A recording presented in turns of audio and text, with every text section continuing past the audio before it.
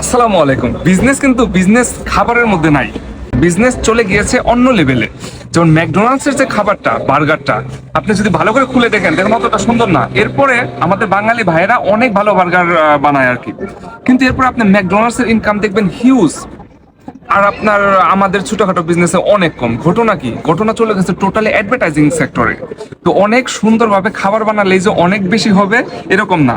আমাদের যে ক্লায়েন্ট আছে, আমাদের ভাইয়ের নামটা আমার মনে পড়তেছে না, ডিজনিল্যান্ডের পাশে বিশাল বড় বিজনেস। আমার আরেকটা ভিডিও দেখে এসেছেন, সে বলেছেন যে ভাইয়া ওই রয়্যাল রয়্যাল বাঙ্গাল এই টাইপের কিছু দিছে। তো বাঙ্গাল দেওয়ার কারণে ক্লায়েন্ট আরো কম আসতেছে।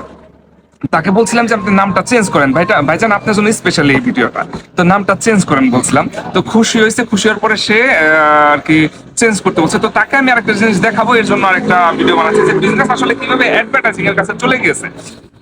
তো আপনার, তো তার রেস্টুরেন্টের সামনে সে বিশাল বড়, ডিজনিল্যান্ডের পাশে বিশাল বড় রেস্টুরেন্ট, কিন্তু চলতেছে না, ভালো চলতেছে না। তার রেস্টুরেন্টের সামনে রয়্যাল বাঙ্গাল এই টাইপের এখন একটা বাঘের ছবি রাখছে। এখন সে রাখছে ভালো নিয়তে, এখন বাঘের সাথে খাবারের কোনো মিল নাই। রয়্যাল বেঙ্গল টাইগার একটা বাঘ রাখছে, এখন খাবারের সাথে আপনার কিছু বিজনেস আছে উল্টো দিকে করা যায়, উল্টো দিকে বিজনেস করা যায়।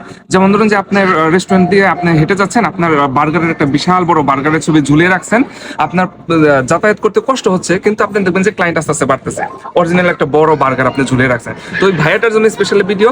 রেস্টুরেন্টের সামনে বাঘের ছবির চেয়ে আপনি যদি রেস্টুরেন্টের সামনে ইন্ডিয়ান কোনো ঐতিহ্য বা ইন্ডিয়ান খাবার বা ইন্ডিয়ান কোনো প্লেটের কোনো কিছু এরকম কিছু দেন, অনেক সুন্দর চলবে। আমি একটা বাস্তব প্রমাণ দেই যে আসলে ঘটনাটাকে সত্যি কিনা।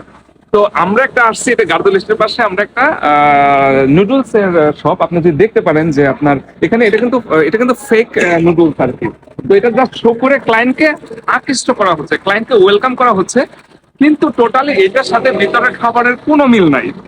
তো আপনার বিজনেস গুলো এখন অলরেডি খাবার থেকে শুরু করে আপনার অ্যাডভার্টাইজিং দিকে অনেক বেশি মনোযোগ দিতে হবে আর কি। ধন্যবাদ।